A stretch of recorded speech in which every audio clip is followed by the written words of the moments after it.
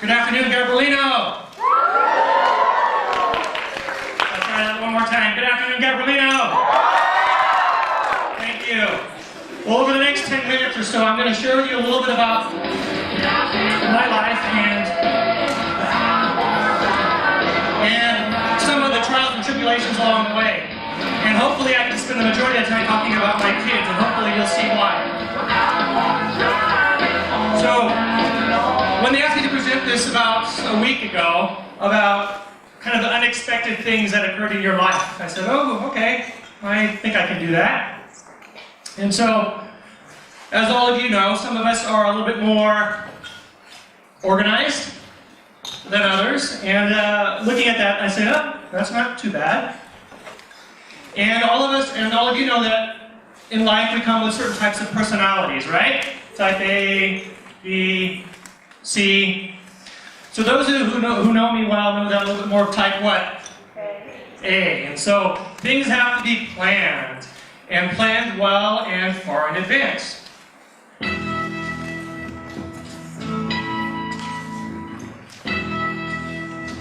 So a little bit about myself. I was born in Vietnam many centuries ago. And I immigrated to California when I was 2 years old. Of course, I was Asian, but what does that really mean? Well, by virtue of being Asian, I was naturally good at math. I took calculus when I was 12 in high school. And I enjoyed math, but I won't get a lot into that.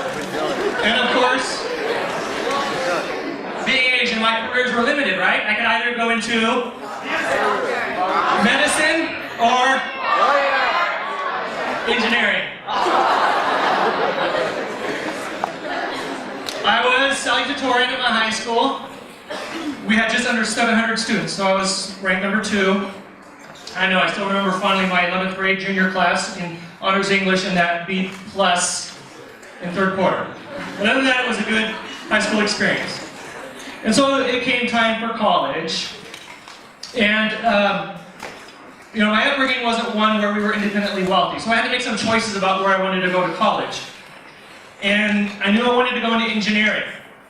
And so I had really a couple options that I saw. So I didn't apply to a lot of places. I applied to Caltech at the time, because people told me Caltech is pretty tough, and kind of a good school, so I said, oh, tough, good, I can do that. And then I applied to UC Berkeley School of Engineering, because that was a public school and it'd be a little cheaper. And then I think I applied as Davis or something as my backup.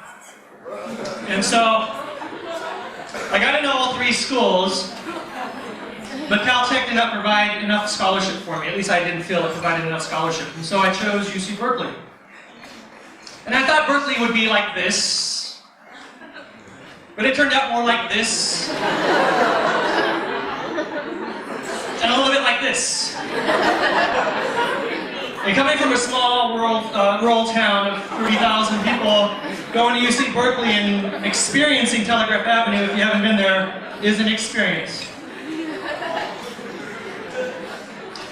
So after college, I had my degree and I figured out, what am I going to do next? Again, type A, well planned, right?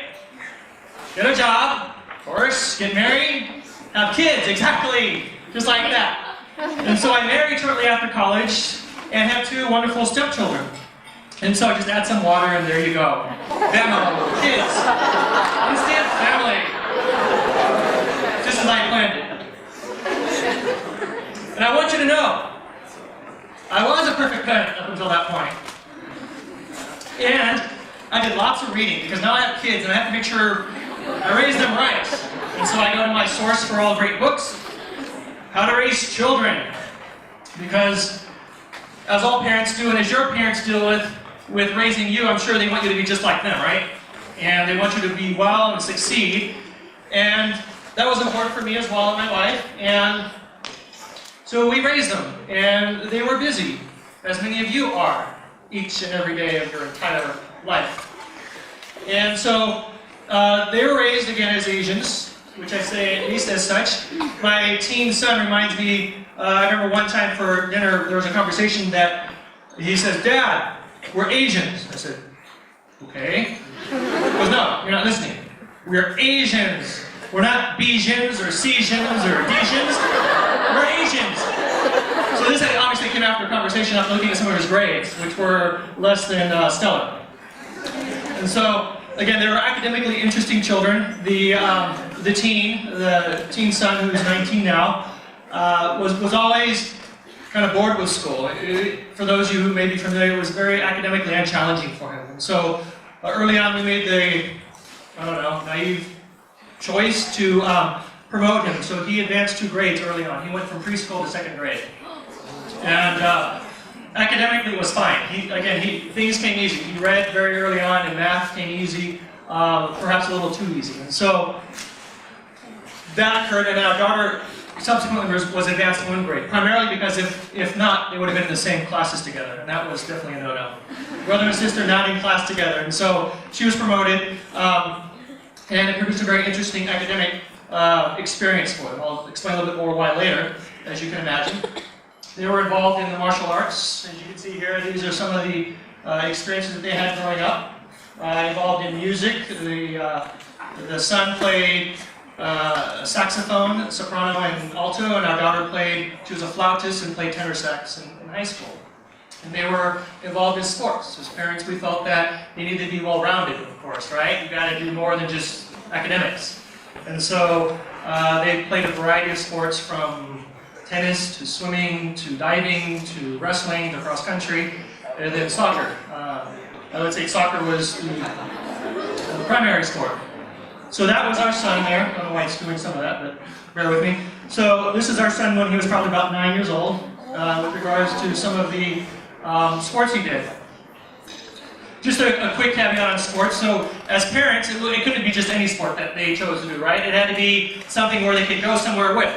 And so if you think about the martial arts and you think about the Olympics, there's really only 2 Olympic sports in the martial arts, and that's Taekwondo and Judo.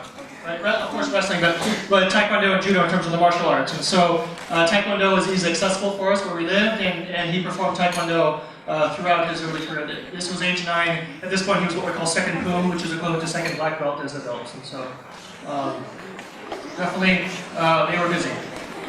So how did they turn out, you're going to ask, right? Well, that gets to be a little interesting. Actually, it was okay.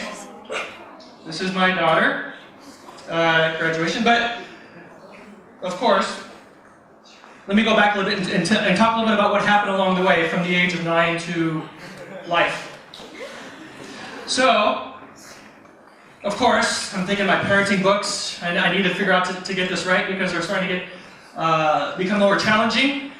So he advanced 2 grades, and so by the time he was in high school, he was, I'm trying to think, 9th grade, 5, 9, what was that, 11 or 12? He's somewhere in that range. Right, because typically 9th graders do the math backwards. But he was very young, 11 or 12 I want to say. But he was, again, we had him playing sports, and so he played, and soccer was his thing. So he played varsity soccer as a freshman, as an 11-year-old at his high school, which is okay.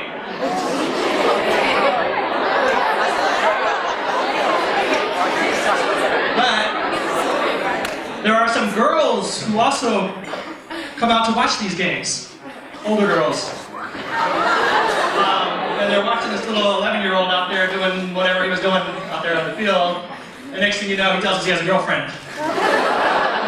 We say, oh, you have a girlfriend. And tell us all about this girlfriend thing. And so, you know, that we were not prepared for. And you know, all the books you read and all the things you study aren't going to prepare that. So there's some bumps along the way. And these were one of his bumps in terms of that, in terms of dealing with life, in terms of the maturity. While academically advanced,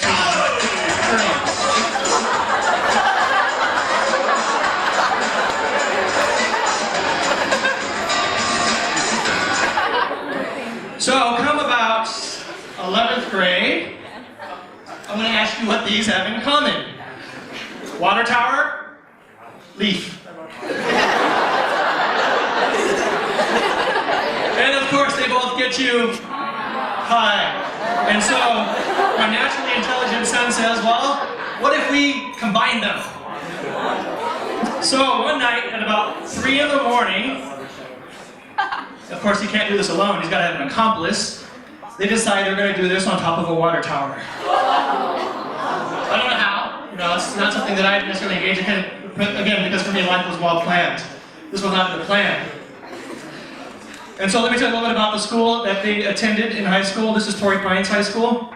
If you're familiar with the San Diego area, it might be comparable to maybe like a, I'm not sure this area is, but maybe like a Beverly Hills or so forth. It's a high wealth school. It's an area where it's nestled up against where the Torrey Pines Golf Tournament is. It's Rancho Santa Fe. It's a beautiful area, beautiful campus. The dilemma here is that kids who come here have money. And when they do anything, it's a whole different lifestyle. And so for them, that was an adjustment, and something that, you know, took some adjusting to. And I remember the first time he came home after driving our nice 100,000-mile minivan, and he said, "Well, Dad, I need a new car. I'm not fitting in." I said, "Oh, well, what are your classmates driving?" He goes, "Oh, Range Rovers, Mercedes." I said, "Good luck with that." But by the same token, our daughter wasn't any saint either. She had her challenges. You know, everything from petty theft, I would say, in her younger years, because she had to have a little bit of everything, to you know, an instance I won't get into now, but you know, in high school, it's a cheating incident and a boyfriend. So let's leave it at that. So of course I want a refund for this one. This thing is working out, right? They weren't working out. So at the end of the day, what did I learn from all this? Well, if at first you don't succeed, try again, and again. And at the end of the day, I think it all worked out. So that's our family. All 6 of us, now 21, 19, 7, and 4. So thank you. Thank you for listening, and hopefully it was somewhat entertaining.